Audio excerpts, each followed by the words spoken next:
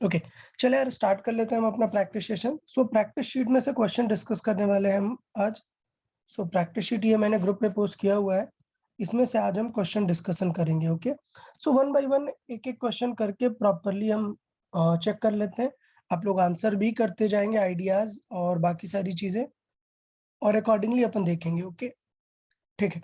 So one by one question एक 25 पहले हम पूरे क्वेश्चंस देख लेते हैं, उसके बाद देखते हैं। कई बार पता है क्या होता है कि आप क्वेश्चन कर लेते हो, सपोज कोई किसी क्वेश्चन का आंसर 6 है and you did like, suppose किसी आंसर का क्वेश्चन का आंसर 4 है and you did 2 into 2, answer आ गया 4, fine.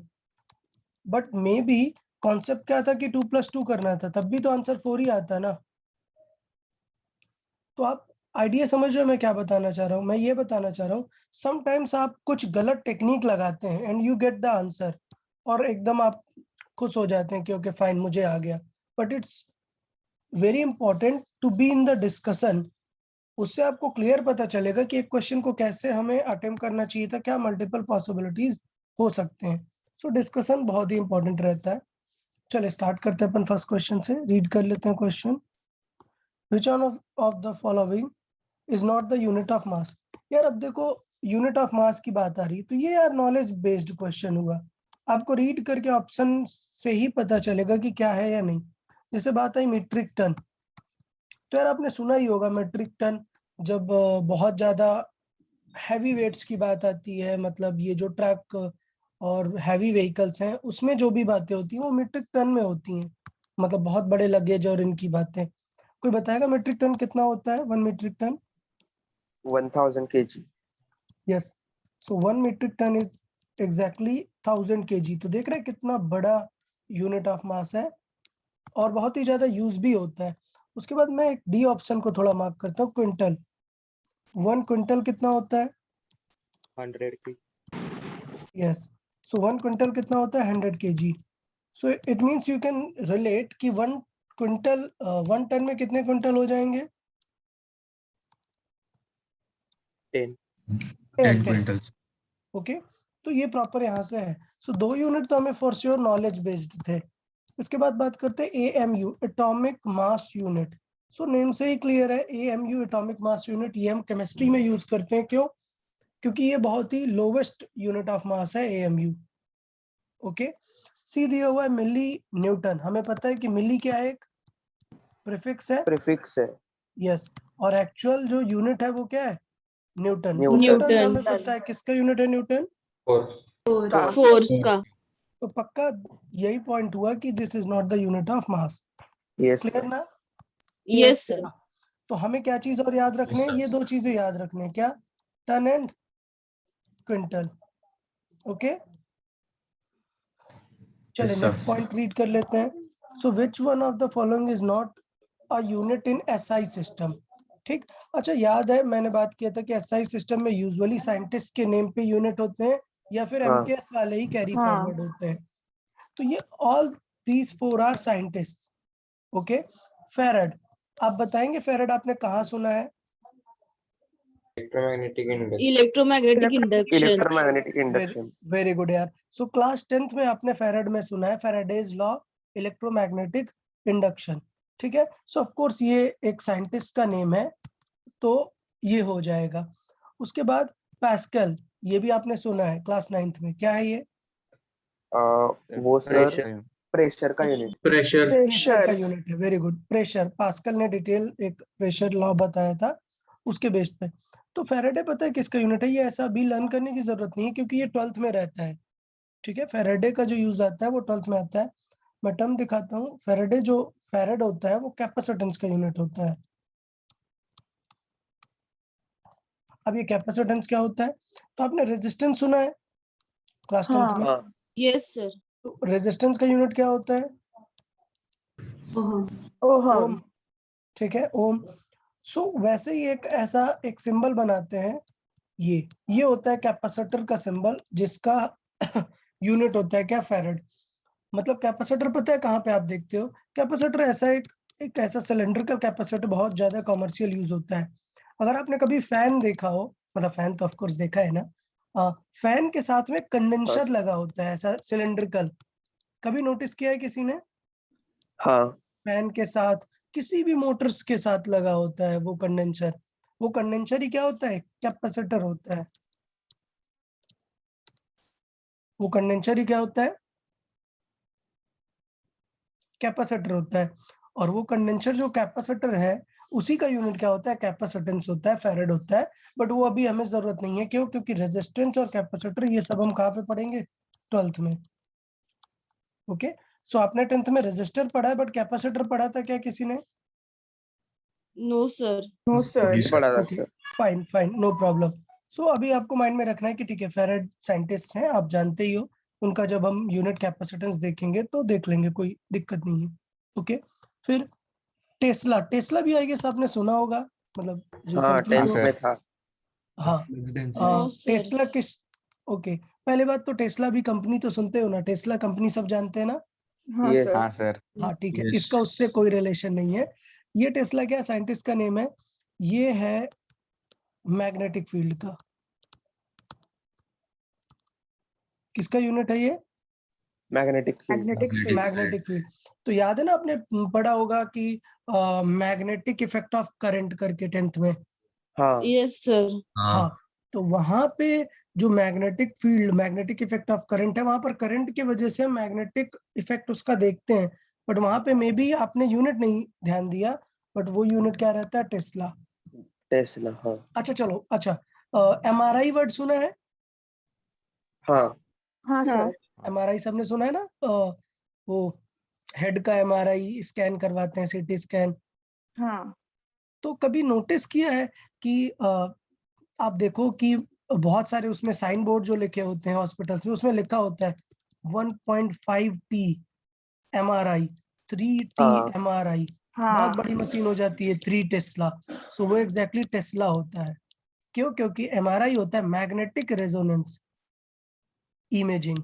Okay, so magnetic resonance, वहां पे मैग्नेट्स यूज किए जाते हैं, मैग्नेटिक फील्ड यूज की जाती है इमेजिंग करने के लिए। ठीक है, सो वहां पे होता है। इसका मतलब टेस्ला क्या है? छोटा यूनिट है, बड़ा यूनिट है? बड़ा यूनिट है। बड़ा टेस्ला यूनिट। बड़ा यूनिट है। ठीक है, टेस्ला काफी बड़ा यूनिट है। सो टेस्ला क्लियर रहेगा मैग्नेटिक फील्ड के बारे में। Yes sir. हाँ, अभी नेक्स्ट है यार एक पॉइज। सो ऑफ कोर्स यही बच रहा है, यही पक्का नहीं होगा SI सिस्टम में। तो बताते हैं ये क्यों हाँ नहीं है। एक्चुअली जो साइंटिस्ट का नेम है वो पॉइज नहीं है, पॉइजेवली है। सो अगर आपने नहीं सुना, सो ये जो प्रेशर वाला सिनेरियो होता है ना, पास्कल वगैरह, उन्हीं के टाइम पे ये साइंटिस्ट थे पॉइजेवली। तो जो साइंटिस्ट का नेम है पॉइजेवली, तो SI यूनिट क्या है? पॉइजेवली है, ना कि पॉइज। ओके, आपको लर्न करने की जरूरत बिल्कुल नहीं है। ये क्लास 11th में है। जब हम पढ़ेंगे लिक्विड, तब हम वहां पर डिस्कस करेंगे कि पॉइजेवली इक्वेशन क्या है, कैसे उन्होंने डिस्कस किया। ओके, तो ये जो पॉइज है ना, आपके नॉलेज के लिए बता देता हूँ, पॉइज एक CGS यूनिट है। क्लियर लर्न रहेगा? पॉइज कैसा यूनिट है? CGS। CGS जबकि जो unit. पॉइजेवली है एक्चुअल साइंटिस्ट नेम, वो SI यूनिट है। और या फिर हम बोल सकते हैं क्या, MKS यूनिट है। MPS okay, system. क्लियर है ये? अच्छा, यस सर। तो पॉइज किस चीज का यूनिट है? ये तो अभी हमने बताया ही नहीं ना। हमने साइंटिस्ट की बात की सबकी, पॉइज किस चीज का यूनिट है वो मैंने नहीं बताया। तो वो इंपॉर्टेंट टर्म है, मैं यहाँ पे लिख देता हूँ। एक नई क्वांटिटी है जो आपको फिजिक्स में थोड़ी सी याद रखनी चाहिए, क्योंकि आगे आपको मिलेगी सुनने को। That term is viscosity. I guess आपने सुना होगा, आप ज्यादा जानते नहीं है, हाँ बट सर। आपने सुना होगा विस्कोसिटी। क्लियर? तो विस्कोसिटी आपने यस सुना सर। होगा। ये किस टाइप की प्रॉपर्टी है लिक्विड की? मैंने सर वो बताया था। नहीं पता, पर आपने अरे इसका फॉर्मूला बताया था। हाँ, फॉर्मूला बताया था, और ये बताया था कि विस्कोसिटी को कैसे फील कर सकते हैं। लिक्विड में हाथ डुबो के क्या क्या? लिक्विड में हाथ डुबो के फील कर। लिक्विड में हाथ डुबो के। सर हनी बी के। हाँ, हनी और वाटर लिक्विड की से थिकनेस सर। लिक्विड की थिकनिंग। जैसे हम बात करते हैं ना लिक्विड की डेंसिटी के बारे में, तो लिक्विड की थिकनिंग जो होती है, मतलब अगर हम उस पे हाथ डिप करें या फिर पेन उसमें इंसर्ट करें लिक्विड में, सपोज यहाँ पे लिक्विड है और इस पे पेन इंसर्ट किया, हाँ, तो वो कितना उसको फोर्स लगाएगा, अपोज करेगा। उसे बोलते हैं viscosity. So viscosity in other term is like friction. Class 8th में पढ़ा था ना आपने फ्रिक्शन, हाँ force and sir. Friction. Yes, sir. Friction क्या होता है? It opposes the motion. Suppose ये मैं स्लाइड करना चाहता हूँ एक बॉक्स को, the friction will oppose, but friction acts in solids, so the friction acting in the liquid is known as Viscosity. Viscosity. ठीक है, चले तो विस्कोसिटी का यूनिट है क्या? तो विस्कोसिटी का यूनिट है पाइजोली। ठीक है, ये क्या है? एसआई यूनिट है, और पाइज क्या है? सिर्फ सीजीएस यूनिट है। ओके, ठीक है। सो विस्कोसिटी मैंने बताया था, उसका यूनिट नहीं बताया था, मैंने सिर्फ फॉर्मूला बताया था, डायमेंशन निकालना बताया था। भाई आप समझ गए कि पॉइज उसका यूनिट है, हम आगे स्टडी करेंगे। चले थर्ड क्वेश्चन देख लेते हैं। The fundamental unit of time is based upon the vibration of atom. Okay, तो ये यार फंडामेंटल आपको यूनिट में ही समझना पड़ेगा। तो किसी को याद है फंडामेंटल में डेफिनेशन में मैंने बताया हुआ था टाइम का यूनिट कैसे चेक करते हैं? किसी को याद है किसके वाइब्रेशन को उसमें बेस रेफरेंस माना गया है?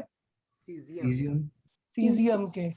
ठीक है, सो आपको ऐसा पूरा डिटेल डेफिनेशन लर्न करने की जरूरत नहीं थी, मैं आपको दिखा देता हूँ।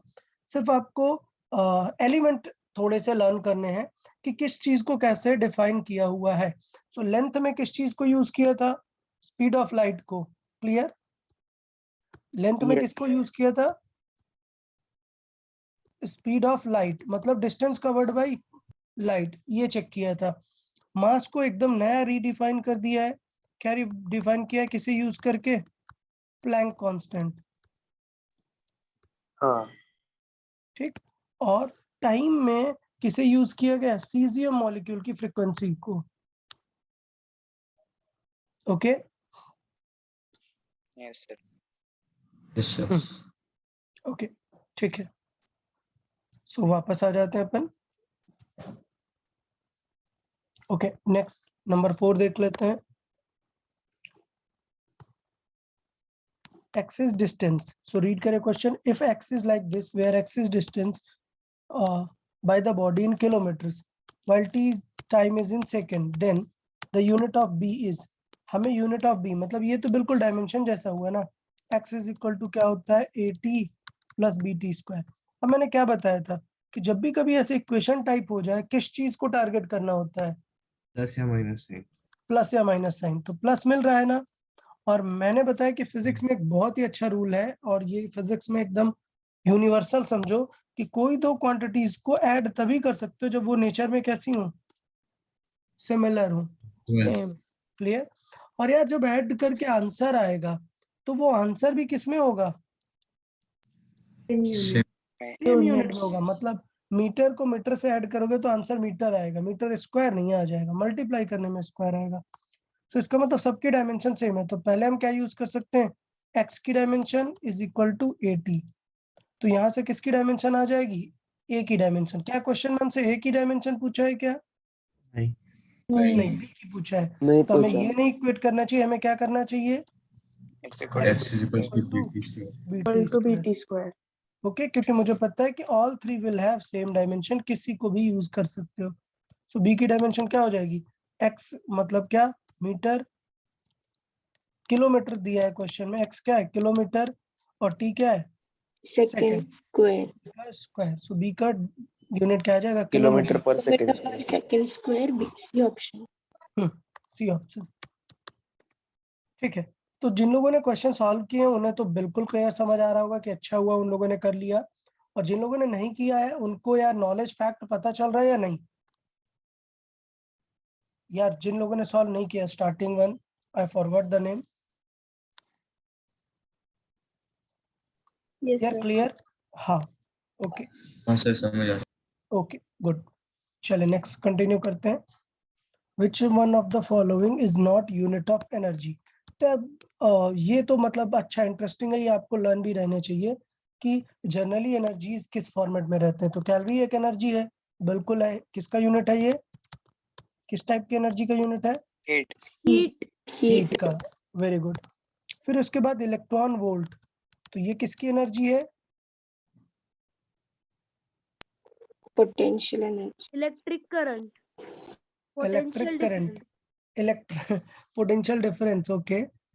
इलेक्ट्रॉन वोल्ट, अच्छा आपने कहाँ सुना है इलेक्ट्रॉन वोल्ट? क्या पहले आपने कभी सुना है? कहाँ पर सुना है? नहीं, इलेक्ट्रॉन वोल्ट नहीं सुना। अच्छा, इलेक्ट्रॉन वोल्ट नहीं सुना। नहीं। ओके ओके, ठीक है, कोई Energy बात of नहीं। electron. एनर्जी ऑफ इलेक्ट्रॉन, ये सही है। So it is like energy of electron when it is given 1 volt potential. So आपने 10th में एक फॉर्मूला पढ़ा होगा, याद है आपको? W is equal to Q into V, ये पढ़ा है क्या? या फिर V इज हाँ, equal Yes, to sir. W by yes Q? Sir. Okay, so W is like work. Work means what? It is a energy. Energy. तो इसका मतलब ये electron volt is 1. Electron volt means when 1 electron is given 1 volt potential, तभी तो W का answer क्या आएगा? 1. तो Q की वैल्यू क्या रख दी? इलेक्ट्रॉन जैसे रख दी, और V की वैल्यू क्या रख दी?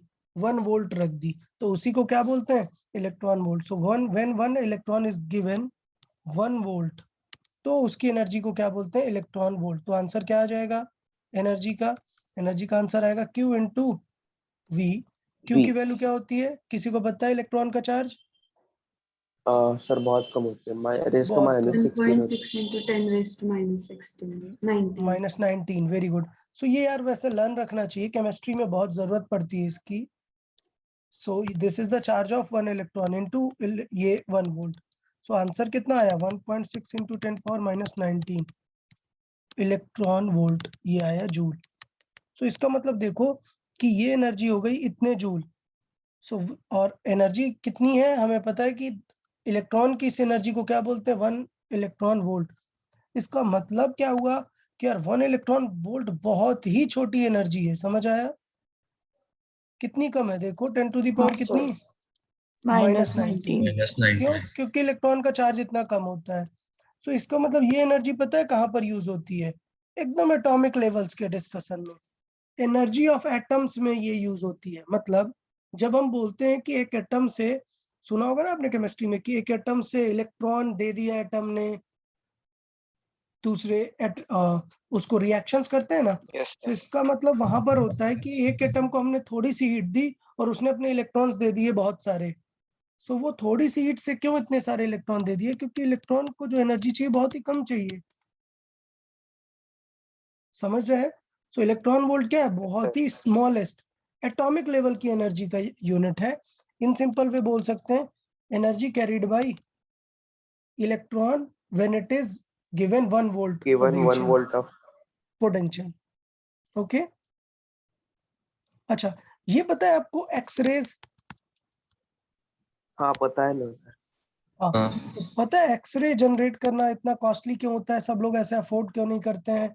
क्योंकि उसकी मशीन, उसमें जो एक्सरे जनरेट करते हैं, एक्सरे कैसे जनरेट होता है? सपोज एक एटम है,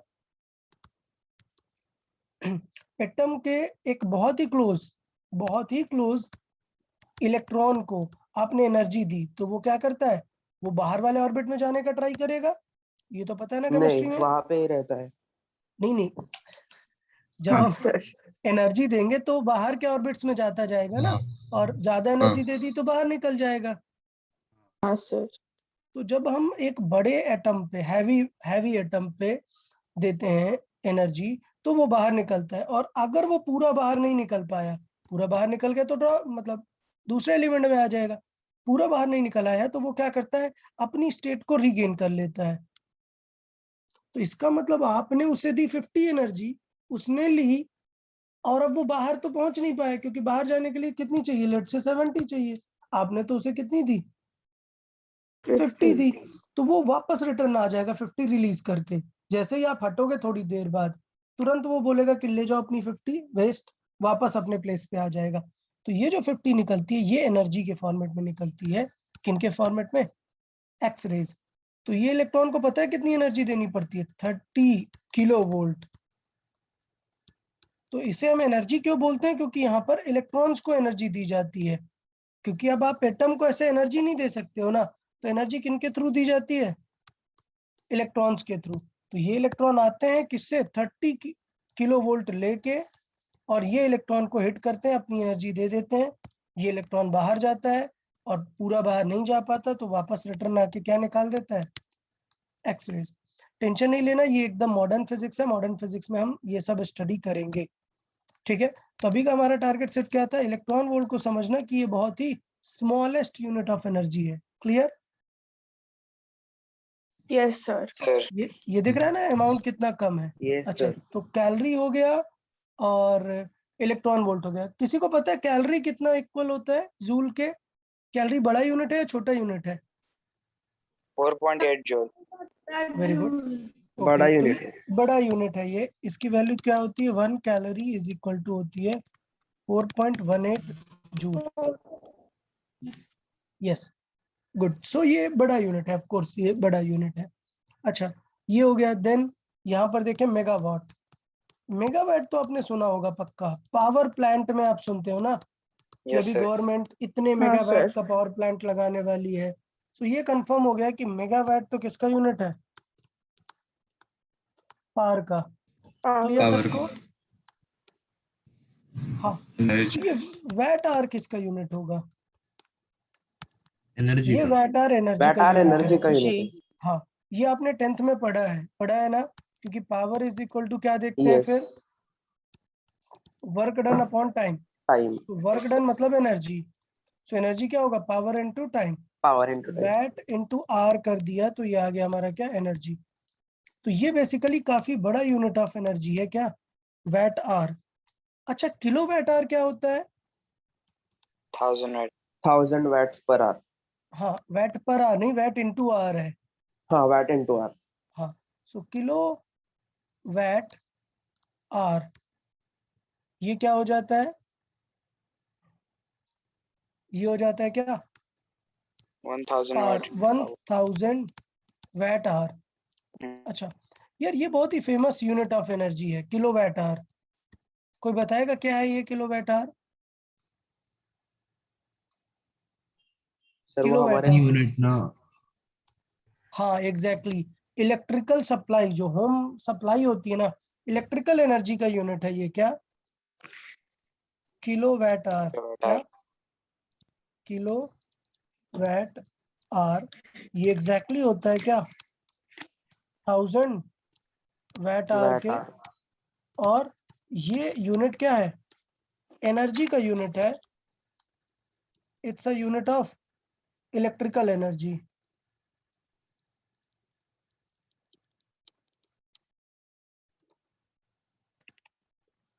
अच्छा अच्छा, एक चीज आपने नोटिस किया है कभी? इलेक्ट्रिसिटी बिल देखा है किसी ने? इलेक्ट्रिसिटी बिल जो घर पे आता है, कभी नोटिस किया है? उसमें एक टर्म लिखा होता है कि यार इस मंथ आपने कंज्यूम किया है 300 यूनिट्स।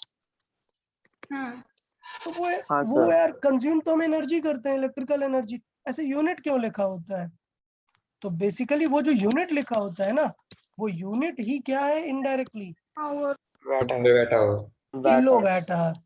सो बेसिकली किलो वैट आवर क्या हो गया? एक बड़ा 1 किलो यूनिट हो वैट आवर गया। Is equal to 1 unit. 1 unit, इसको यूनिट भी बोलते हैं। तो बेसिकली आपने 1 मंथ में अगर 300 यूनिट यूज किया है ना, तो पता है कितनी एनर्जी यूज कर लिया आपने?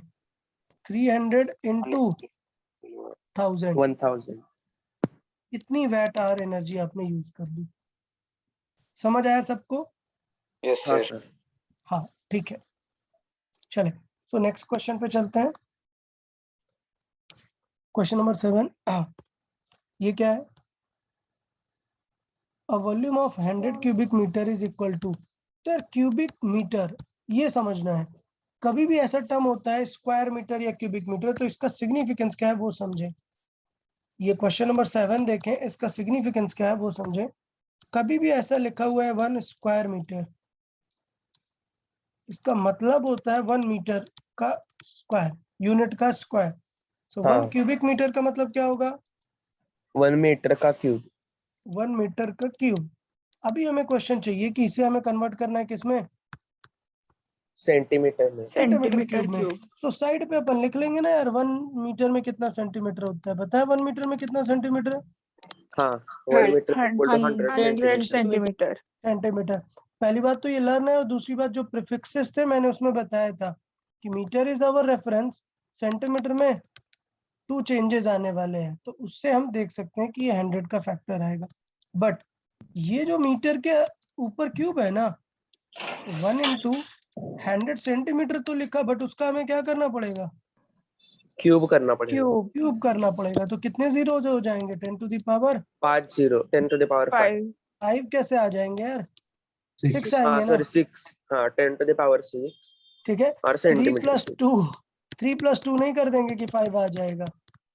क्या करेंगे? मल्टीप्लाई करेंगे, तो इट मींस 100 into 100 into 100। तो कितने जीरोस? 2 2 2 6 जीरो।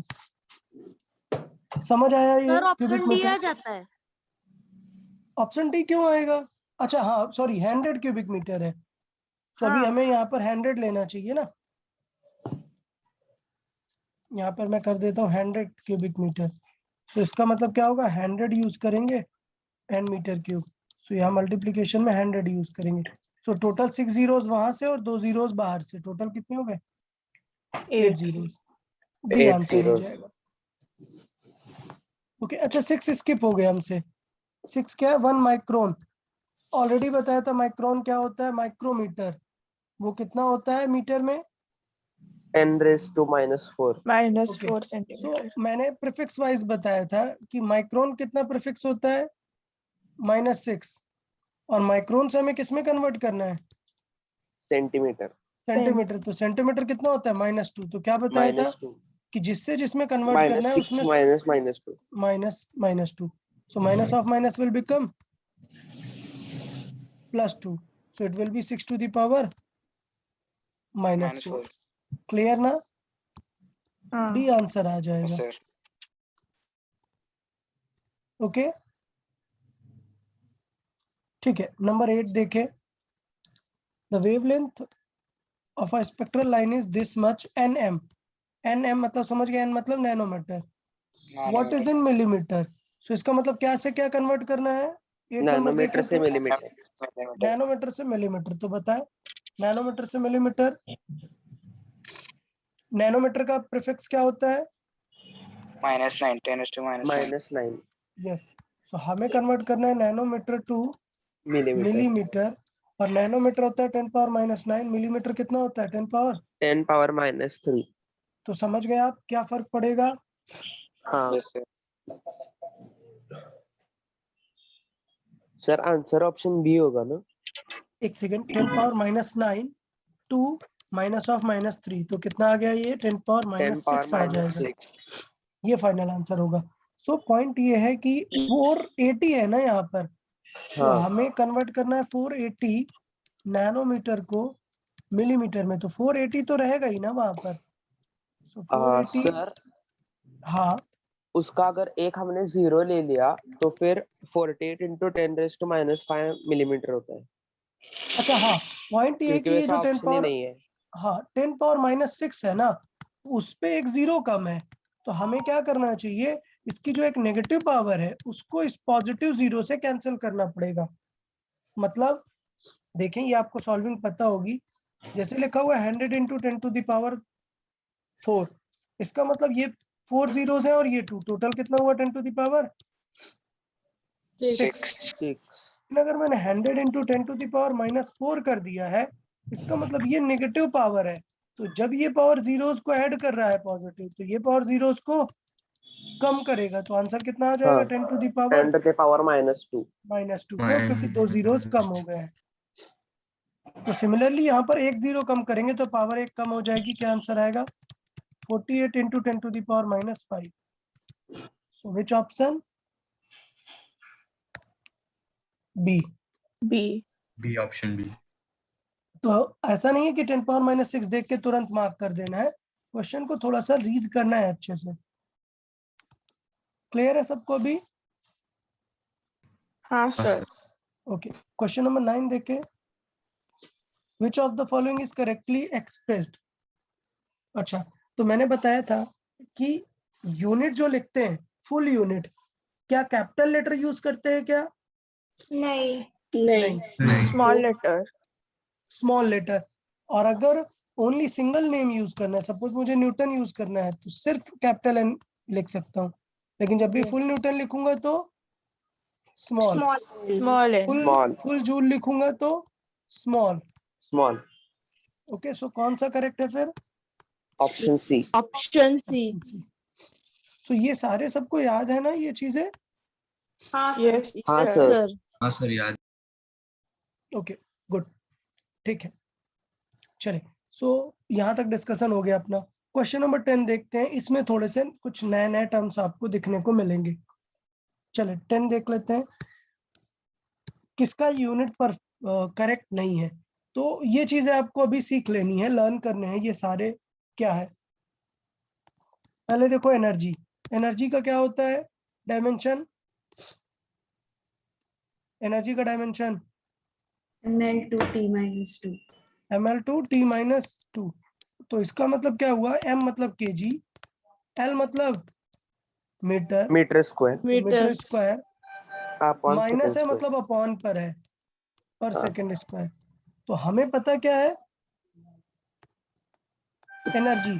तो इसका Yes. मतलब ये होता है, क्वेश्चन इस तरीके से डिजाइन होता है कि आप अपने नॉलेज से ऑप्शन सॉर्ट आउट कर सकते हो। समझ आया? ये क्लियर Yes, समझ sir. आया कि नहीं? हाँ। सो क्या ये यूनिट सही है क्या? नहीं। क्यों? क्योंकि ml2 में अगर आप देखोगे तो इसका मीनिंग क्या हो जाएगा? kg मीटर स्क्वायर पर सेकंड स्क्वायर, इसका यूनिट। क्लियर ना? तो ये यूनिट क्या है? गलत है। हाँ सर। बट गलत इसका है। मतलब ये नहीं है कि हम बाकी ऑप्शंस को इग्नोर कर दें, हमें सीख लेना चाहिए। सो यार विस्कोसिटी ऑलरेडी मैंने बताया है या नहीं नोट्स में? हाँ सर, बताया यस है सर notes में। बताया फॉर्मूला है। क्या था? F इज इक्वल टू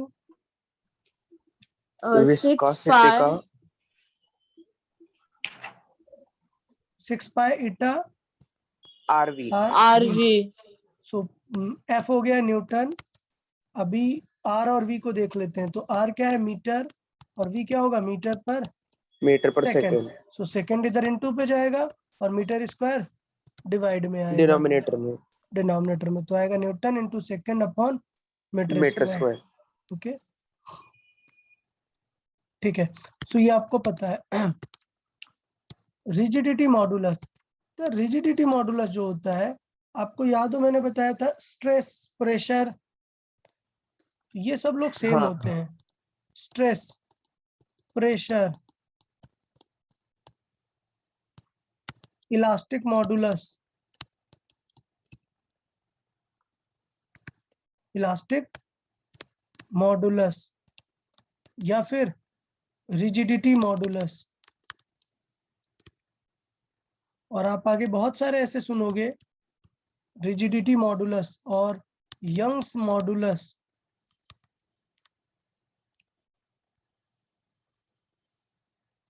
तो ये जो फिजिक्स में मॉडुलस वाले हैं, ये सब कैसे होते हैं? इन सब का यूनिट क्या होता है? प्रेशर, फोर्स अपॉन एरिया, मतलब न्यूटन पर मीटर स्क्वायर। क्लियर ना? तो अभी कोई ओके डाउट सर। रहेगा क्या? इसे माइंड में रखेंगे। ऑल नहीं type sir. Of modulus clear, elastic modulus, rigidity modulus, Young's modulus, bulk modulus, ये सब लोग क्या रहेंगे? सेम। ठीक है, आगे डिटेल में इनके फॉर्मूले अगर आएंगे तो हम देख लेंगे उनको। ओके, नेक्स्ट टर्म है सरफेस टेंशन। अच्छा, तो यार ये मैं थोड़ा सा यहाँ पर एक्सप्लेन कर देता हूँ, सरफेस टेंशन क्या होता है ये देख लेंगे। सरफेस टेंशन, पहले बात करते हैं फोर्स। तो एक होता है फोर्स और एक होता है क्या? Tension force. क्या होता है? Tension force. दोनों का यूनिट क्या होता है? सेम, सेम ही होगा। ml/2। क्यों? क्योंकि दोनों ही क्या है? फोर्स है। फोर्स लेकिन ये जो सरफेस टेंशन है उसको टेंशन फोर्स से कंफ्यूज मत होना। सो नेक्स्ट मैं लिखता हूँ क्या? Surface tension. ये जो सरफेस टेंशन होता है ना, ये बेटा पता है कैसे डिफाइन होता है? ये डिफाइन होता है force per unit length. Surface tension define होता है मतलब लेंथ कैंसिल आउट हो जाएगा ना, क्या डायमेंशन आ जाएगा इसका, एम एल कैंसिल आउट हो जाएगा, क्या बचेगा सिर्फ M T minus two. Clear, force upon length. लेकिन यार यहाँ तो जूल पर Yes, मीटर sir. स्क्वायर दिया है, तो मुझे पता है जूल क्या होता है, जूल होता है वर्क डन का यूनिट, मतलब force into distance. So force into distance मतलब यूनिट क्या होगा, मीटर। सो जूल मतलब लिख सकते हैं newton into metre, upon metre नीचे क्या है मीटर स्क्वायर, तो 1 मीटर कैंसिल। देखो कैंसिल। क्या आ गया, न्यूटन पर मीटर आ गया ना, हाँ तो हाँ उसका यूनिट हो जाएगा न्यूटन पर मीटर, मतलब मास एम टी माइनस टू। तो सरफेस टेंशन यहाँ पर याद रखने वाली बात है, ये भी हमारे सिलेबस में है, 11th में हम इसे पढ़ेंगे। सरफेस टेंशन क्या चीज होती है मैं फील करा देता हूँ, ये प्रॉपर्टी ऑफ लिक्विड है। अच्छा याद है स्टार्टिंग में मैंने बताया कि सपोज एक लिक्विड है और उसमें हम कोई पेन इंसर्ट करा रहे हैं, तो जब हम इस पेन को ऊपर वापस से पुल अप करेंगे तो ये लिक्विड एक फ्रिक्शन लगाएगा, इसमें थोड़ा सा एक हमें रेजिस्टेंस फील होगा, फ्रिक्शन रेजिस्टेंस फील होगा। इसका मतलब कि लिक्विड भी क्या लगाता है, फ्रिक्शन फोर्स लगाता है, और जिस फोर्स को हम क्या नेम देते हैं, विस्कोसिटी।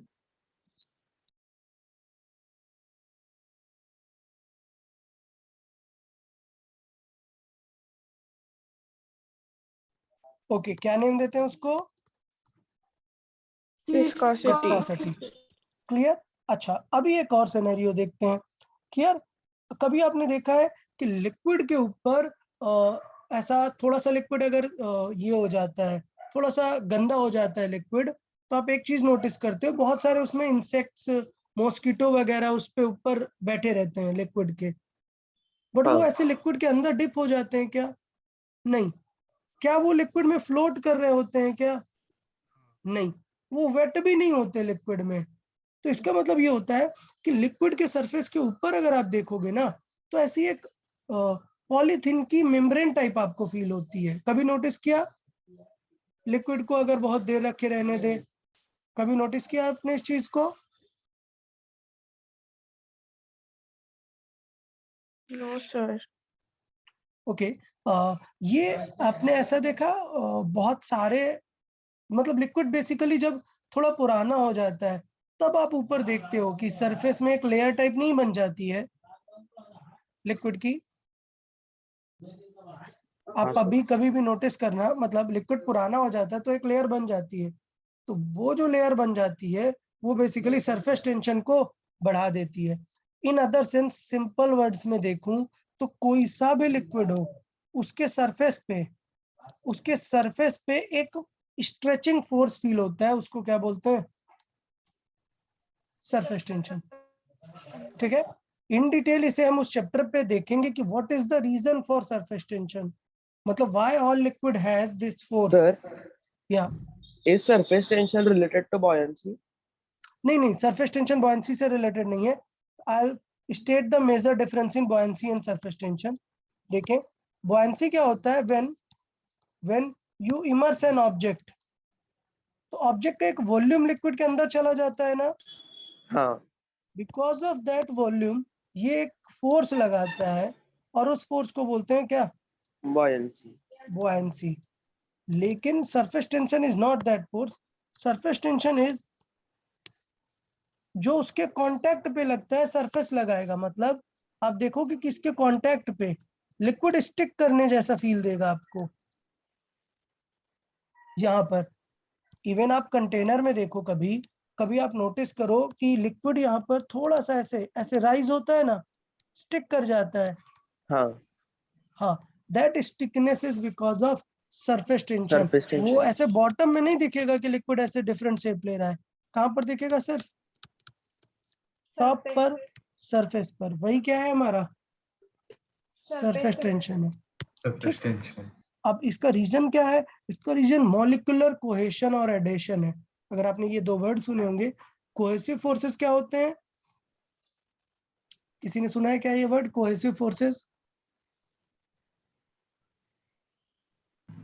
नहीं sir. कोई बात नहीं। कोहेसिव फोर्सेस क्या होते हैं, जो सेम टाइप के मॉलिक्यूल होते हैं ना, सपोज आप किसी लिक्विड के अंदर हो तो उसके अपने अपने मॉलिक्यूल से एक दूसरे को फोर्स लगा रहे होंगे ना, हाँ उस हाँ। फोर्स को बोलते हैं कोहेसिव फोर्स। लेकिन यहाँ पर कंटेनर के भी तो मॉलिक्यूल है ना, वो भी तो लिक्विड के मॉलिक्यूल को अट्रैक्ट कर रहे होंगे, उस फोर्स को बोलते हैं एडहेसिव फोर्स। ठीक है, तो ये जो सारे लिक्विड में होते हैं कोहेसिव और एडहेसिव फोर्सेस, इन्हीं की वजह से क्या जनरेट होता है, सरफेस टेंशन। वो मैं सरफेस टेंशन में डिटेल में जाऊंगा, अभी के लिए इसे रखते हैं, छोड़ते हैं। ये सारी क्वांटिटीज क्लियर हुई या नहीं? सरफेस टेंशन, हाँ sir. All type of modulus, viscosity sir. और एनर्जी तो आपको पता ही है। ओके, चले नेक्स्ट पॉइंट पे आते हैं। Numerical value of the magnitude of a physical quantity is, मतलब न्यूमेरिकल वैल्यू जो है किसकी, एक फिजिकल क्वांटिटी की, वो किन बातों पे डिपेंड करेगी। मतलब सपोज एक मैग्नीट्यूड है, मैग्नीट्यूड कैसे लिखा हुआ है, मान लेते हैं किसका मैग्नीट्यूड है, फोर्स का मैग्नीट्यूड। तो फोर्स का मैग्नीट्यूड हम कैसे लिखेंगे, हम लिखेंगे 10 सपोज न्यूटन। ये समझ आया? ऐसे लिखेंगे ना मैग्नीट्यूड, 10 न्यूटन, 20 न्यूटन। हाँ अच्छा, क्वेश्चन में कह रहा है Yes. ये जो न्यूमेरिकल वैल्यू है फिजिकल क्वांटिटी की, वो कैसे डिपेंड करती है, directly proportional to the magnitude of the unit. Unit के डायरेक्टली प्रोपोर्शनल है, inversely proportional to the magnitude of unit. मतलब यूनिट के बारे में बात हो रही है, तो यार सिंपल सी बात है, ये मैग्नीट्यूड है, ये हमेशा क्या रहता है, कांस्टेंट रहता है। मैंने पहले भी बताया था, क्या, स्मॉल n इंटू यू, ये हमेशा क्या रहता है, कांस्टेंट। Constant. कांस्टेंट। तो इसका मतलब ये जो न्यूमेरिक वैल्यू है वो यूनिट से कैसी होती है, डायरेक्टली प्रोपोर्शनल। Directly proportional. नहीं नहीं नहीं नहीं, डायरेक्टली नहीं Inversely है, indirectly proportional. Proportional. Indirectly. Word समझे, सपोज मैंने बताया कि दो क्वांटिटीज है x एंड y, इनका मल्टीप्लाई आना चाहिए 40, तो मैंने x को ले लिया कि यार x 10 है और y कितना है 4, आंसर क्या, या x 4 है y 10 है, आंसर कितना है, 40 x 2 है y 20 है, क्या आंसर आया, 40। 40. अगर मैंने x को बढ़ा दिया तो क्या y को भी बढ़ा दोगे, नहीं, x को 4 किया तो y को क्या होना पड़ेगा, 10। 10. 10। ठीक है, x को मैंने 8 किया, y को क्या होना पड़ेगा, 5. 5। सो इसका मतलब ये है कि if the multiplication of two things is constant, which means अगर आप एक को इंक्रीज करोगे तो दूसरी क्या होनी चाहिए, decrease. Decrease. Decrease. So this relation is called inverse. एक को इनवर्सली बढ़ा रहे हो, दूसरा प्रोपोर्शनल। क्या होगा, कम होगा। कम होगा। और इसे क्रॉस कम मल्टीप्लाई होगा। से भी सॉल्व कर सकते हैं, क्यों, n into u is equal to क्या है, कांस्टेंट। इसका मतलब n इज इक्वल टू क्या आ जाएगा, कांस्टेंट अपॉन यू।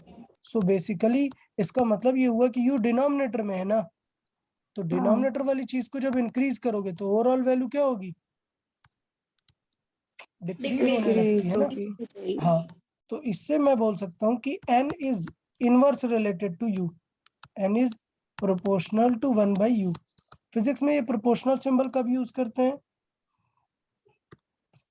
ये जो हमने यहाँ पर सिंबल यूज किया है इसको बोलते हैं प्रोपोर्शनल। इसको बोलते हैं कि जब भी ये कब आता है, जब हम कहीं से कोई कांस्टेंट हटा देते हैं। इसका मतलब ये कि जब भी ये प्रोपोर्शनल को आप इक्वल बनाओगे तो आप लिखोगे n is equal to, proportional की जगह हमने क्या लिखा, इक्वल, तो यहाँ पे क्या लिखना पड़ेगा, एक कांस्टेंट वैल्यू आएगी upon u।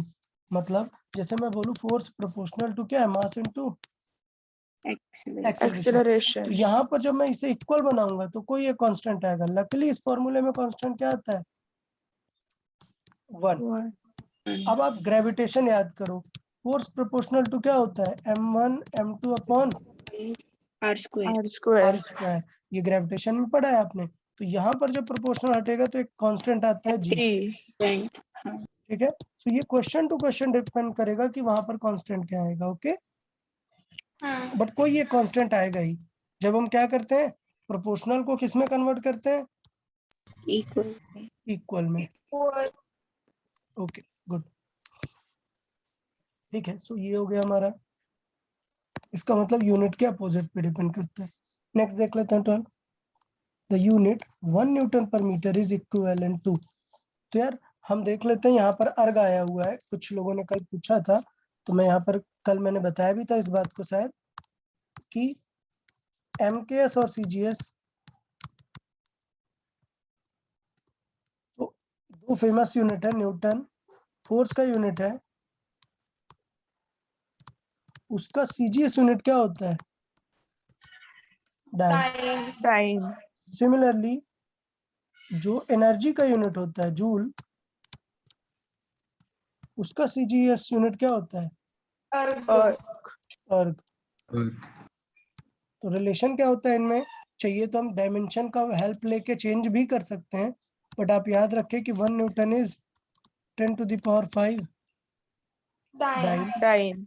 while 1 joule is equal to 10⁷ अर्ग। ओके, तो ये कन्वर्जन आप लर्न भी रख सकते हो या फिर डायमेंशनल एनालिसिस से फाइंड भी कर सकते हो। तो यार अब एग्जाम में फाइंड थोड़े करते रहोगे, इससे बेटर है कि क्या करके रखो ये दो इंपॉर्टेंट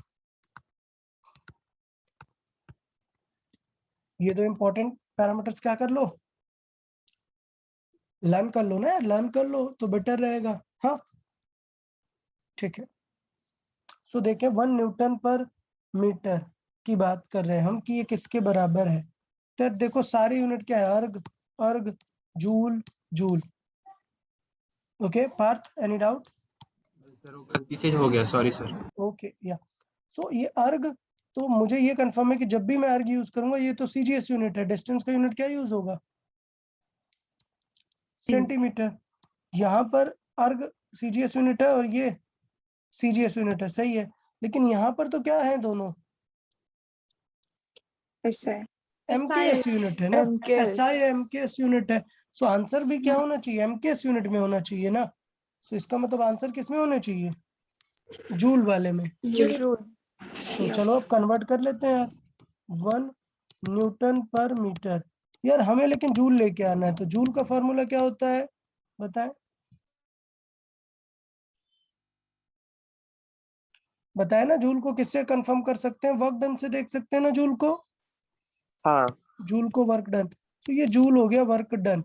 वर्क डन क्या होता है? Force into distance displacement. ठीक है, सो इसका मतलब क्या हो जाएगा? Newton into metre. Metre. So basically हाँ, सो इसका मतलब 1 जूल क्या होता है? 1 न्यूटन इनटू मीटर। ये पता होना चाहिए, ये काफी अच्छा पार्ट है, ये पक्का पता होना चाहिए। तो इस क्वेश्चन को मैं थोड़ा सा हाईलाइट करता हूँ, ये अच्छा क्वेश्चन है, क्योंकि आपको ये पता होना चाहिए क्या कि न्यूटन और जूल में क्या रिलेशन होता है। तो न्यूटन को क्या लिख सकता हूँ मैं? 1 जूल बाई, न्यूटन को क्या लिख सकते हैं? जूल पर मीटर। मीटर। तो ओवरऑल कितना हो गया ये फिर? 1 जूल पर मीटर स्क्वायर। क्लियर या नहीं?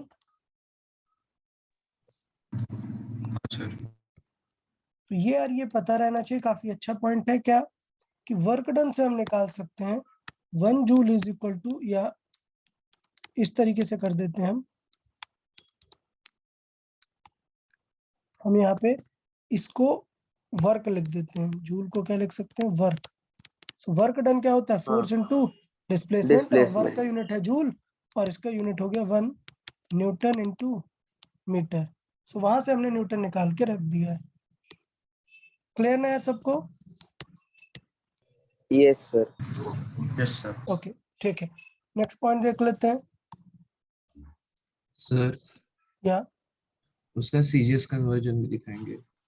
CGS कन्वर्जन अगर देख लेते हैं तो हमें CGS कन्वर्जन देख लेते हैं इसका।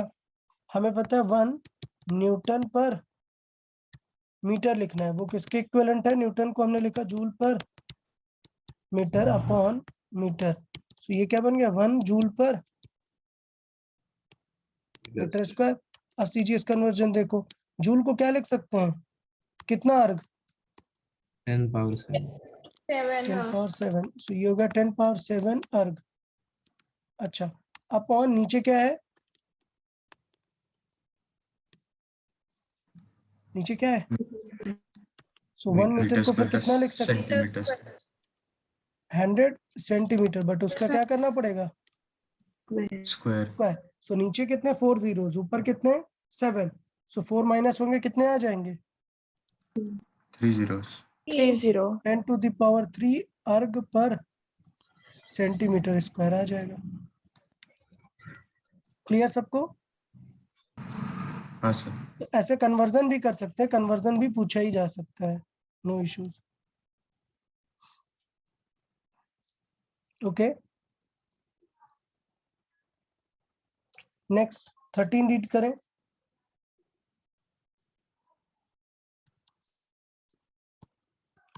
ऐसे यूनिट चूज किया है कि speed of light in vacuum is 1। What is the distance in new unit if it takes this much time. So time को नहीं बदला, सिर्फ स्पीड बदला है, तो डिस्टेंस कैसे निकाल सकते हैं?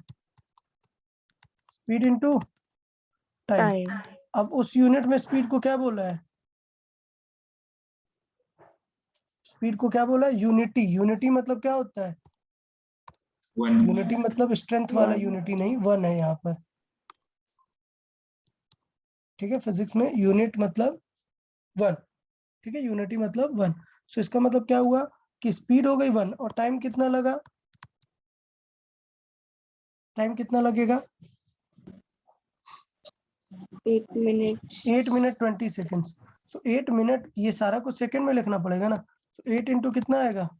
60 seconds. कितना हुआ? 60 seconds 480 480. 480 और प्लस कितना है? 20 20. 20। 500 तो टोटल कितना हो गया? 500. 500 option C 500 second. Yes. So directly मैं लिख देता हूँ टाइम 500, यहाँ पर लिख देता हूँ प्लस 20। सो ये हो गया टोटल 500 सेकेंड्स। सो 500 आंसर आ जाएगा यार, ये तो क्वेश्चन काफी इजी हो गया।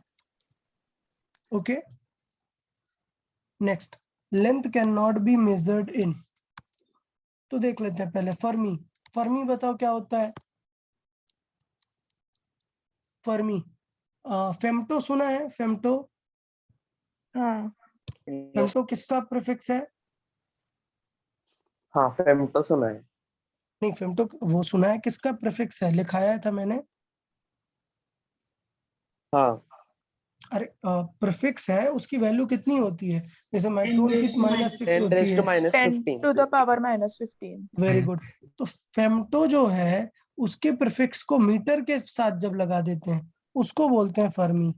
सो बेसिकली 1 फर्मी कितना होता है? 10 टू द पावर 1 फेम्टो। -15, 1 फेम्टोमीटर। समझ आया फर्मी कितना होता है? अब इसको ऐसा नेम क्यों दिया हुआ है पता है? 10 टू द पावर -15 है, ये होता है मॉलिक्यूलर सेपरेशन एटॉमिक लेवल पर। तो मतलब एटम आपने सुना है, उसके अंदर एक न्यूक्लियस होता है, ये सुना है? Yes, sir. हाँ तो फिर से बता रहा हूँ, आपने ये सुना है कि एक एटम होता है, उसमें ये एटम है, उसमें न्यूक्लियस होता है और बाहर आउटर रिंग में इलेक्ट्रॉन्स होते हैं। तो ये जो न्यूक्लियस होता है इसके पास में क्या होते हैं? Neutron, proton. yes इनकी जो इंटरमॉलिक्यूलर डिस्टेंस होती है वो इस रेंज में होती है। क्लियर रहेगा? yes हाँ, yes ठीक है। तो ऑफ कोर्स इसका मतलब फर्मी क्या हो गया? बहुत ही smallest unit of light, sorry distance. Micron कितना है ऑलरेडी आपको पता है। माइक्रोमीटर को क्या बोलते हैं? माइक्रोन। लाइट ईयर कितना होता है बताया कोई? याद है? किसे याद है light year? 9.46 into into 10 to Very the good. power 15 मीटर। Very good, very good, very good. So ये अपना हो गया लाइट ईयर, ये भी डिस्टेंस का यूनिट है। तो कौन सा नहीं है? डीबे। ठीक है, ये डीबे इलेक्ट्रिकल डाइपोल का यूनिट है। अपन 12th में इलेक्ट्रिकल एनर्जी में इसको पढ़ेंगे। इलेक्ट्रोस्टैटिक में एक टर्म होता है डाइपोल। केमिस्ट्री में सुना है क्या? Dipole, dipole moment. नहीं सर अभी तक नहीं। अच्छा ठीक है। नहीं। एटॉमिक स्ट्रक्चर एक टॉपिक आएगा केमिस्ट्री में, सुना है कि टॉपिक है ऐसा है कि एटॉमिक हाँ सर स्ट्रक्चर। सुना है सर हाँ वहां पे आएगा कि एटम्स के बारे में सब कुछ बताएंगे। तो उन एटम्स के पास में अपनी खुद की इलेक्ट्रिक फील्ड और ये सारी चीजें होती हैं। वहां पे आता है इलेक्ट्रिक डाइपोल मोमेंट में डीबे। ठीक है, अभी हमें जरूरत नहीं है उसे। मैंने पहले भी बताया था कि ऑप्शंस इस तरीके से सेट किए जाते हैं कि आप अपने नॉलेज से, जो आपको पता है, उससे आप सॉर्ट कर पाओ। ठीक है, यस सर। ठीक है, देखें नेक्स्ट रीड करते हैं। 15 क्या है? Which of the following physical quantities associated with the system is an intensive property? Okay, तो दो टाइप के होते हैं प्रॉपर्टीज, इंटेंसिव और एक्सटेंसिव। किसी को पता है क्या? पहले सुना है क्या केमिस्ट्री में ऐसा वर्ड? नहीं सर, मतलब वर्ड No, सुने sir. पर प्रॉपर्टी के बारे में नहीं सुना, इंटेंसिव और एक्सटेंसिव। ओके, ठीक है।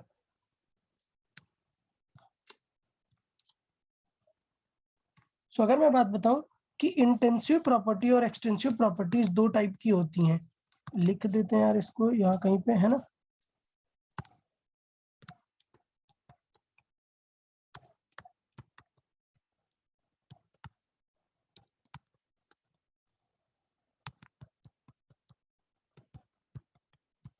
ओके, सो इंटेंसिव जो होती हैं इनको बोलते हैं फ्री प्रॉपर्टी। क्या बोलते हैं?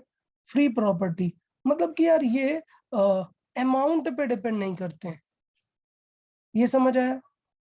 मतलब मैं ऐसी बात करता हूँ कि ये बिल्ट इन प्रॉपर्टी है। इंटेंसिव मतलब क्या है?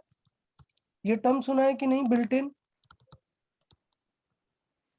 आजकल आप बहुत टेक्नोलॉजी में सुनते हैं ना कि यार ये चीज बिल्ट इन है, हाँ इस मोबाइल में ये सेटअप बिल्ट इन है। बिल्ट इन का मतलब ये है कि जब वो बन रहा है तभी उसमें एकदम डाल दिया है, अब वो डिपेंड नहीं करेगा किसी चीज पे। रेजिस्टिविटी जैसे। हाँ, सॉर्ट ऑफ। तो ऐसी प्रॉपर्टी जो बाकी पैरामीटर पे डिपेंड नहीं करेगा। तो इसका मतलब मैंने अगर बात की कि आप ले लो आयरन, आयरन में डिपेंड नहीं कर पड़ेगा कि आप कितना बड़ा पीस ऑफ आयरन ले रहे हैं। समझ आया? हाँ सर। हाँ, तो इंटेंसिव का मतलब है कि बिल्ट इन प्रॉपर्टी है, मतलब does not depend upon amount. Clear? Upon amount, amount कितना पिक करने वाले हो आप, इस पे डिपेंड नहीं करता। और एक्सटेंसिव आप समझ गए, depends upon its mass and amount. Clear? हाँ. ओके, तो इसका मतलब यहाँ पर देखें, जैसे किसकी बात कर ले हम, डेंसिटी की, तो डेंसिटी या रेजिस्टिविटी ये सब किस टाइप की प्रॉपर्टी हो जाएंगी? Intensive. इंटेंसिव। वो डिपेंड नहीं करेगी कि आप रॉड का छोटा पीस ले रहे हो या रॉड का बड़ा पीस ले रहे हो, दोनों में क्या चीज सिमिलर रहेगी? डेंसिटी। तो डेंसिटी हो गई Density. Intensive property. Length, width, height, mass, volume, weight, ये सारी क्या हो जाएंगी? Extensive Extensive. property. यहाँ पर मैं लिख देता हूँ लेंथ, विड्थ, मास, वेट, वॉल्यूम, ये सब क्या हो जाएंगी? Extensive properties. ओके, सो आपने एक टर्म सुना होगा रिफ्रैक्टिव इंडेक्स। तो आपने कभी ये सुना है क्या कि रिफ्रैक्टिव इंडेक्स इतने छोटे से ग्लास का इतना होगा, बड़े ग्लास का अलग होगा? ऐसा है क्या कुछ? No, sir. नहीं, पूरे ग्लास का भी नहीं। वही होगा। तो वो एक इंटेंसिव प्रॉपर्टी बन जाती है, लाइक डेंसिटी, रिफ्रैक्टिव इंडेक्स। ठीक है, ऐसे काफी सारे रहेंगे। क्लियर है अभी? हाँ. हाँ सर। ओके, ठीक है। Next 60 number, what is the relation in 1 astronomical unit and 1 parsec? देखो यार, समझाया था ना। Option B. ओके, कोई बताएगा 1 पार्सेक की डेफिनेशन क्या होती है? Sir, a point Light which distance. makes 1 second angle on 1 AU. Okay, 1 AU में 1 सेकेंड एंगल बनाता है, that distance, this distance is known as parsec. Very good. So क्या ऑप्शन हो जाएगा इसका मतलब?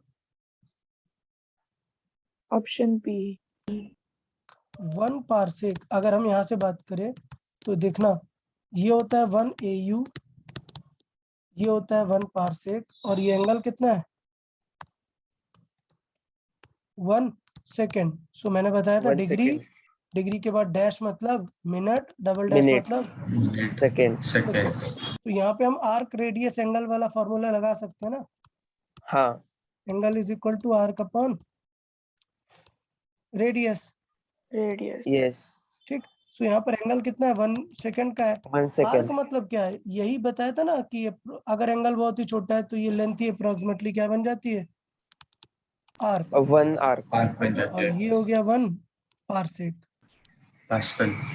सो कौन सा ऑप्शन मिल गया, सही है, बी मिल रहा है। B. option B, okay good. How many meters are light year, यार ऑलरेडी पता है, लर्न रहना चाहिए, ऑप्शन तुरंत सी। हो जाएगा एग्जाम option में। C 9.46 into 10 raised to 15 meter. Very good.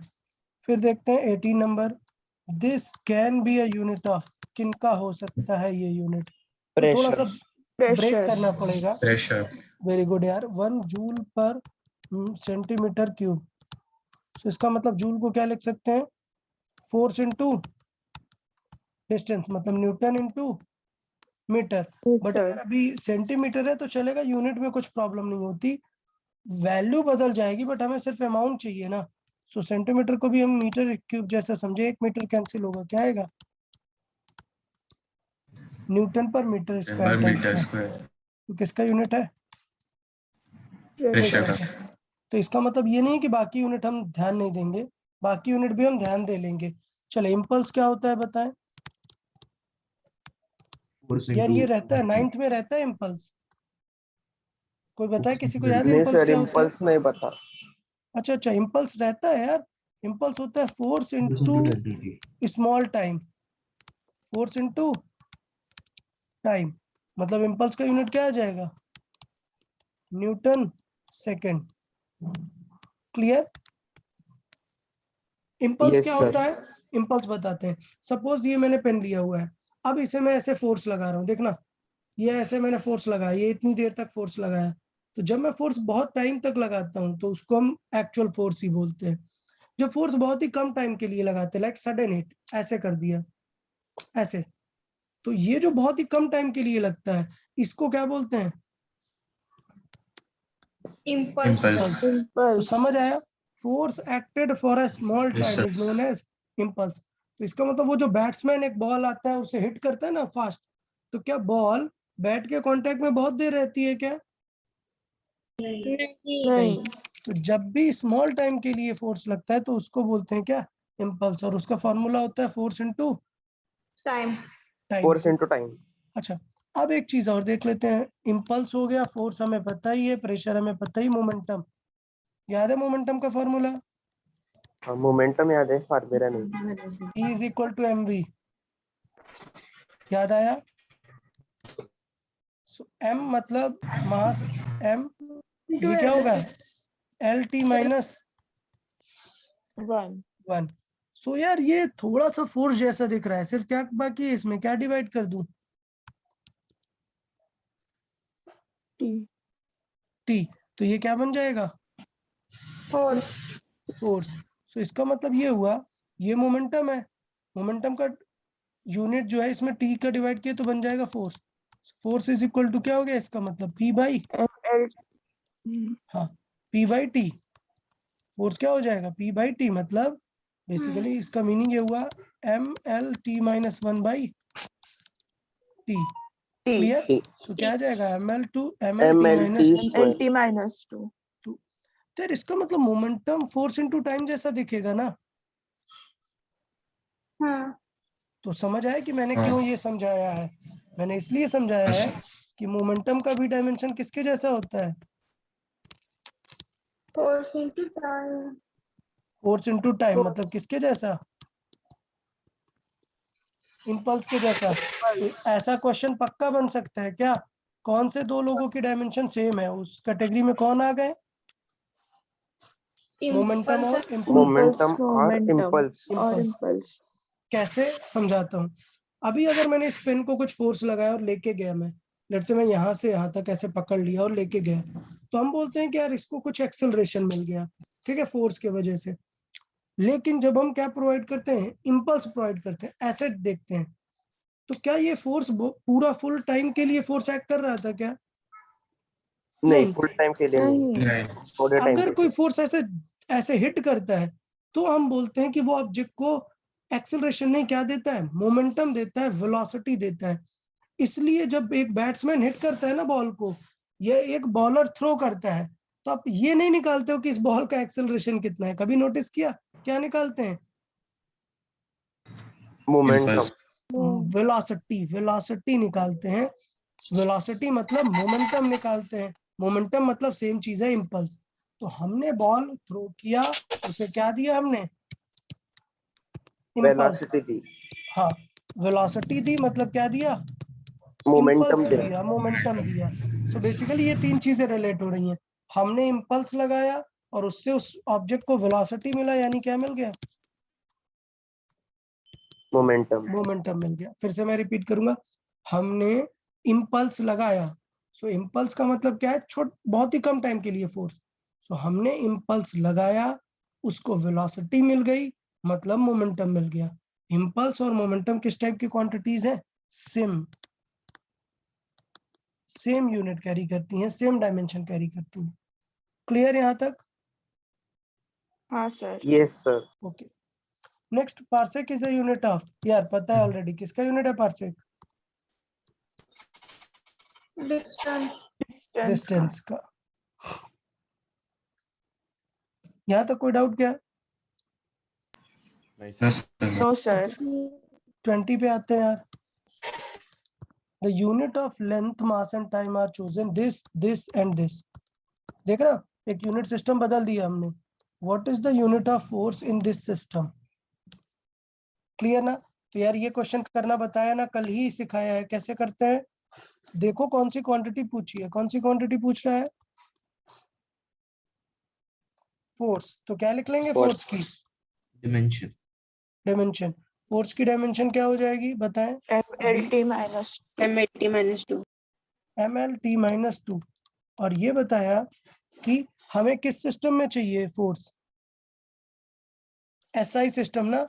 तो हम मान लेते हैं हाँ, हमारा फर्स्ट सिस्टम क्या है? SI। और हमें पता है SI किसके जैसा होता है? MKS। MKS, और दूसरा हमने सिस्टम मान लिया क्या? CGS, PGA. CGS नहीं, ये जो गिवन है, CGS system, गिवन, CGS नहीं, गिवन। क्या मान लिया हमने? given, given. given, अब इन दोनों में हम अप्लाई कर सकते हैं क्या? N1 U1 वाला rule. N1 U1 will be N2 U2। तो N1 will be N2 क्या हो N2 जाएगा? U2 U2 by U1। U1। So N1 मतलब फर्स्ट सिस्टम में यूनिट हो जाएगी N2। और अब लिख देंगे यार U1 मतलब MLT-2। M लिखेंगे, M देखें, 2 मतलब न्यू यूनिट, 2 मतलब न्यू यूनिट। तो बता न्यू यूनिट में वैल्यू क्या है? 10 10 centimeter. So N1 is equal to N2, क्या आएगा? पहले M लिखेंगे, M कितना है? 10 gram, चलो लिख देते हैं, 10 gram. ग्राम। पहले यहाँ पर मैं लिख देता हूँ। चलो N2 पहले लिखेंगे M2 by M1, L2 by L1, T2 by T1 to the power -2। चले रखें। M2 की वैल्यू कितनी है? 10 ग्राम। और M1 की वैल्यू यस कितनी है? सर। M1 की वैल्यू, M1 1 ग्राम है क्या M1 की value? 1 kilogram, 1 kilogram, 1 kg। kg, क्योंकि गिवन है वो MKS सिस्टम है। फिर है 10 सेंटीमीटर, और जबकि ये क्या होनी चाहिए? 1 मीटर। मीटर। 1 meter, ये है 0.1 सेकेंड, जबकि ये कितना है? 1 1 सेकेंड। Second 1 1 second. का second, -2 square, पावर। ओके, चले तो अभी सॉल्व कर लेते हैं। N1 is equal to N2। अभी फर्क देखो क्या आ जाएगा? 10 बाई ग्राम, इसे क्या लिख दे? 1000 ग्राम लिख सकते हैं ना। Yes sir. तो ये क्या आ जाएगा? 1 बाई 100 ग्राम 100 1 मीटर को क्या लिख सकते हैं 100 100 सेंटीमीटर सेंटीमीटर। 100 चलो पहले सेंटीमीटर। लिख देते हैं, ये 10 ग्राम है, ये 1000 ग्राम है, फिर ये 10 सेंटीमीटर है और ये 100 सेंटीमीटर 100 है। सेंटीमीटर। ये 0.1 सेकेंड है, 1 सेकेंड है तो कैंसिल होगा, बट 0.1 क्या आ जाएगा 1/10। अरे पावर -2 कहाँ पे आ जाएगी, ऊपर आ जाएगी इसमें। ठीक, तो इसका मतलब क्या हो गया n1 is equal to n2, ये आ गया कितना 1/100, 100 ये कितना आ गया 1/10, 10 और ये माइनस है तो पावर ऊपर जाएगी ना 10 स्क्वायर 10 स्क्वायर, तो हाँ, आंसर सर। क्या आ गया 1/10 1/10 टाइम्स ऑफ 1/10 1/10 1/10 1/10। 0.1 न्यूटन। ठीक है, तो ये थोड़ा सा क्राइटेरिया था, मैंने कल बताया था कि शीट में आपको 1-2 क्वेश्चन मिलेंगे, आगे भी मिलेंगे, तो आपको समझना है इन्हें कैसे यूज करना है जब आप बुक सॉल्व करेंगे। क्या डीसी पांडे, सीसी पांडे। तो वहां पर भी आपको इन पे बेस्ड क्वेश्चंस मिलेंगे। क्लियर है सबको? Yes sir. हाँ सर। तो इसको इस तरीके से हम यहाँ पर कर सकते हैं, आंसर क्या आ जाएगा ये वाला। ठीक, अब देखो यार, ये क्वेश्चन बिकॉज मैं आपको पूरा समझाना चाह रहा था इसलिए लग रहा है कि ये लेंदी है, बट आप समझो ये लेंदी नहीं है। क्यों? क्योंकि अगर आपने माइंड में रख लिया तो आपको ये स्टेप्स सारे स्किप कर देने हैं। आपको सीधा कहाँ से लिखना है, यहाँ से। देखना, अगर मैं ये क्वेश्चन करता तो कितना टाइम लेता, मैं सिर्फ एक ही लाइन लिखता, क्या हमें n1 चाहिए, इट विल बी n2। अब हमें लिखना है n2 मतलब u2/u1।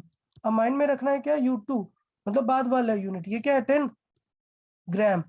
अब मुझे पता है कि अपॉन में मुझे रखना है m1 मतलब 1 kg, तो मैं डायरेक्टली रखूंगा क्या 1000। नेक्स्ट क्या रखूंगा 10 सेंटीमीटर, नीचे रहेगा 1 मीटर मतलब क्या 100, और यहाँ पर कितना है 0.1 सेकेंड, हम क्या रखेंगे 1।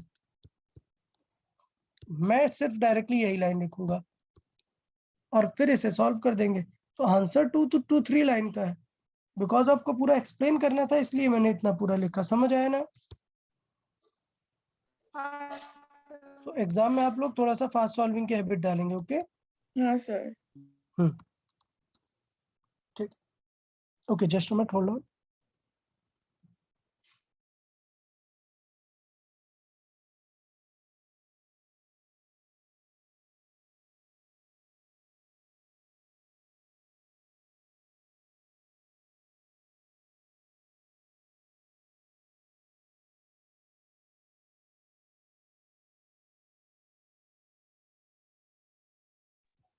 ओके, चलिए आगे कंटिन्यू कर लेते हैं। 21 देखें, इक्वेशन P प्रेशर है, V वॉल्यूम है, A एंड B कांस्टेंट है, द यूनिट ऑफ A। सो इसका मतलब समझ गए ना, हमें क्या टारगेट करना होगा, हमें A फाइंड करना है। सो बताओ हमें क्या टारगेट करना चाहिए, हमें A फाइंड करना है, क्या टारगेट करना चाहिए हमें? P plus A by V square। हाँ, हमें क्या टारगेट करना चाहिए, ये वाला प्लस। क्या यार, ये देखो ऐड हो रहा है, कौन सी क्वांटिटीज ऐड हो रही हैं P, और वो क्या सिर्फ A के साथ ऐड हो रही है क्या? नहीं। नहीं, पूरा A/V By स्क्वायर। तो मुझे पता है कि फिजिक्स में जब दो क्वांटिटीज ऐड होती हैं सो उनका यूनिट क्या रहता है, सेम। सेम इसका रहता है। मतलब हम यहाँ पर क्या बोल सकते हैं कि unit of P has to be equal to A/V square. So then unit of A क्या आ जाएगा, P इंटू V स्क्वायर। क्या ये रियल में इक्वल है, क्या मैथमेटिकल वैल्यू इनकी इक्वल है क्या? नहीं। नहीं, मैथमेटिकल वैल्यू इक्वल नहीं है। क्या चीज इक्वल है इनका, यूनिट्स इक्वल है, डायमेंशन इक्वल है। सो प्रेशर का यूनिट क्या आ जाएगा, force upon area, so newton upon metre square into volume कितना आ जाएगा, वॉल्यूम होता है मीटर क्यूब और मीटर उसका भी क्यूब स्क्वायर। कितने पावर हो गई, 3 क्यूब इंटू क्यूब, तो 3 + 3 कितने हो गए 6। लेकिन यार नीचे 2 पावर है ना, कैंसिल होगा तो कितने पावर बचेंगे सिर्फ 4/4। तो Newton into m power 4। But देखो आंसर में डाइन है, सो डाइन मतलब क्या होना चाहिए यहाँ पर सेंटीमीटर। तो क्या आंसर हो जाएगा? Dyne into centimeter. Option D. Option B. ठीक है, नेक्स्ट 22 देख लेते हैं।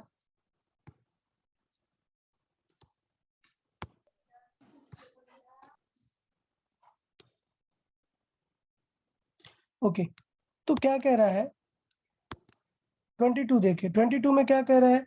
If the units of length, mass and time are doubled, तो then the new unit of work expressed in terms of MLT क्या हो जाएगा?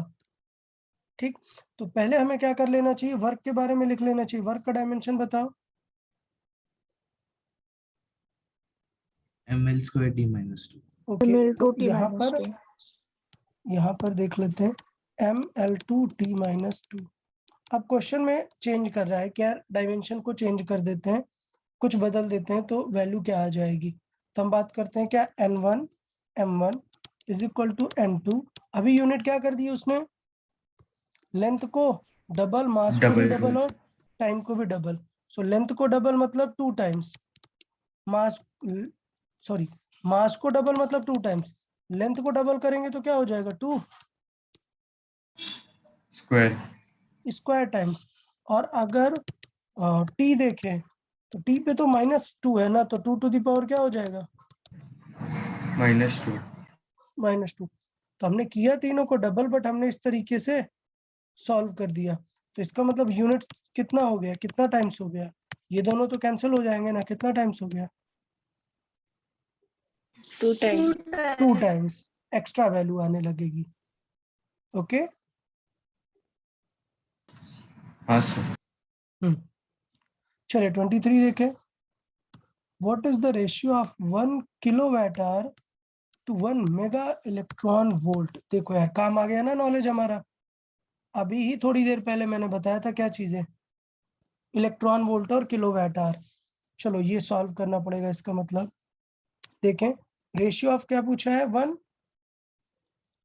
Kilowatt hour to mega electron volt. तो देखना, किलो मतलब कितना होता है? 10 to the power 10 to the power 3. Watt are. यार बट हमें तो जूल में चाहिए होता है ना, आर में नहीं चाहिए होता। तो आर को 1 वैट को तो 1 जूल पर सेकंड लिखते हैं, और आर को किस में कन्वर्ट करेंगे? सेकंड में, मतलब 3600। तो ये किस में कन्वर्ट हो गई? यूनिट, जूल में। अब मेगा मतलब कितना होता है? 10 to the power 10 to the 6. Power 6। और इलेक्ट्रॉन वोल्ट कितना होता है? जूल में इलेक्ट्रॉन के चार्ज जितना, मतलब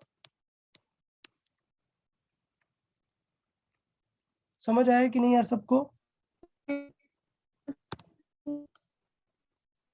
ये समझ आया कि नहीं?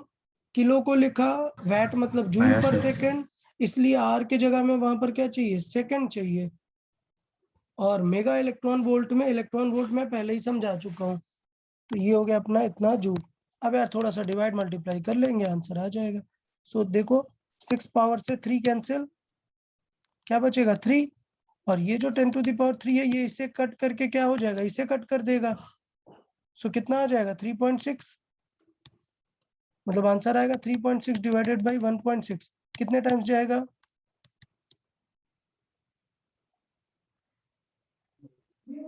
Nearly 2.3 times. फिर 10 टू द पावर क्या होगा? 19 ऊपर चला जाएगा। तो अप्रोक्सीमेटली इसे हम क्या लिख सकते हैं? 3.6 divided by 1.6 into 10 to the power 19। मतलब ऑप्शंस में देखें तो डिवाइड पक्का 2.25 टाइम्स जा रहा है। सबको क्लियर हुआ नहीं या नहीं ये? हाँ सर हुआ। हाँ सर। ठीक है, तो ये यार अच्छा क्वेश्चन था। इसमें हमने 2-3 नॉलेज वाली चीजें देखी हैं। तो इस क्वेश्चन को आप लोग अच्छे से माइंड में रखेंगे। आपको पता है ना संडे टेस्ट भी है? हाँ सर। ठीक है, सो ग्रुप पे इन्फॉर्म कर देंगे, एक बार हम मैसेज डालेंगे, सो आप लोग उसको ध्यान देंगे चीजों में। Okay, next, name the physical quantities for which following units are used for their measurements. Okay, मतलब पहले पे क्या है? न्यूटन। ये न्यूटन मीटर नहीं है, एन एम मतलब नैनोमीटर है, स्मॉल एन बना है ना। नैनोमीटर मतलब ये किसका यूनिट है? डिस्टेंस। ये डिस्टेंस क्या का है? है। मिली न्यूटन। m अगर पहले आ गया है, ये क्या है इसका मतलब? मिली न्यूटन। तो ये मिली किसका न्यूटन। यूनिट है? फोर्स। फोर्स। ये m बाद में आ रहा है, तो क्या ये प्रीफिक्स हो सकता है क्या कभी? नहीं। नहीं। तो ये क्या है? न्यूटन इंटू मीटर है, मतलब ये किसका है? न्यूटन। Work work. का, फोर्स इंटू डिस्प्लेसमेंट। तो देख लो, डिस्टेंस, फोर्स, वर्क। समझ आया? तो ये nm और mn से कंफ्यूज मत होना। पहले अगर लिखा है तो ये क्या है? प्रीफिक्स है। बाद में लिखा है तो प्रीफिक्स तो हो ही नहीं सकता ना, फिर ये डेफिनेटली क्या है? यूनिट है, मीटर है। क्लैरिटी है सबको? हाँ सर। ओके, नेक्स्ट देख लेते हैं। If x times speed equal to power, what is the ratio of SI unit and the CGS unit of x? क्या speed to the power x ये क्या है? अच्छा sorry, x times speed. x times मतलब x into speed, इसे हम क्या बोल रहे हैं? पावर। x का यूनिट क्या हो जाएगा? तो x का यूनिट हो जाएगा पावर बाई स्पीड। अब इनका क्या पूछ रहा है? SI, what is the ratio of SI to the CGS? तो पहले x पता तो होना चाहिए ना, x क्या है? तो x क्या है? Power by speed. So power को क्या लिख सकते हैं? Work done upon time. और स्पीड को क्या लिख सकते हैं? Distance upon distance upon time. Time. तो क्या होगा इसका मतलब? t ऊपर जाएगा सबसे टॉप पे, w इंटू टी अपॉन नीचे क्या मल्टीप्लाई होगा? t into distance.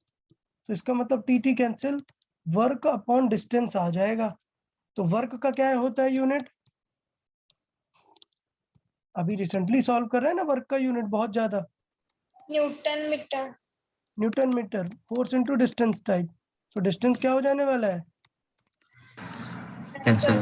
Cancel out हो जाने वाला है। Cancel. मतलब क्या बचा? एक्स क्या है exactly? Force. Force.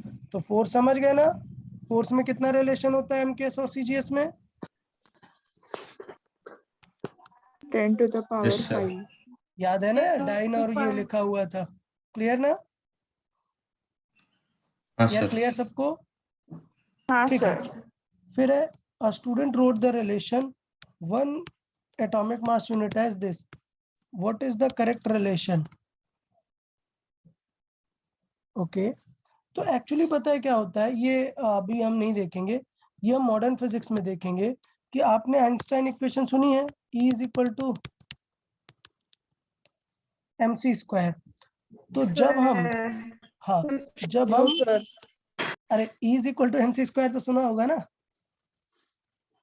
No sir. Famous. अच्छा ठीक है, जिसने नहीं सुना यार सुन लो। फिजिक्स की बहुत ही फेमस मॉडर्न फिजिक्स की इक्वेशन है कि एनर्जी ऑफ एनी लाइट और वेव हम लिख सकते हैं इज इक्वल टू mc²। से c क्या है? Speed of light. c क्या है? Speed of light. तो होता क्या है? होता ये है कि m को अगर हम रखें किसमें? 1 AMU में। किसमें रखें? AMU में।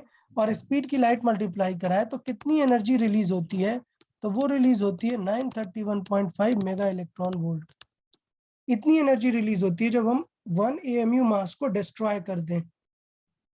ठीक है। सो बेसिकली आइंस्टाइन ने ये बताया कि मास एनर्जी कन्वर्ट हो सकता है। ये इज इक्वल टू mc² हमें ये बताती है that mass can be converted into energy. ठीक है। ओके तो सर।